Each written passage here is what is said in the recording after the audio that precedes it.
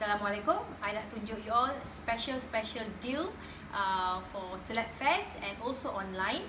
This is going at only $15 just for Select Fest, and it's very convenient sebab shawl dia dah attach. It's actually a square shawl dah attach dengan the inner. See, it's a cross inner and it's a tieback. You can actually ketatkan or longgarkan. It's according to your ni lah preference. So there are many ways that you can wear the tudung. One of it is like this. You just tarik depan. Just tarik depan sikit. Pin. This one macam gini. And then you pin sini.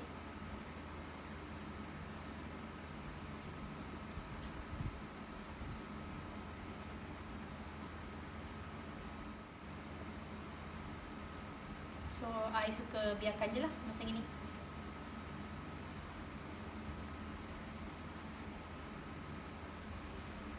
You can, kalau you nak dia lagi kemas, you can actually pin this side lah kalau you takut dia bergerak ke apa.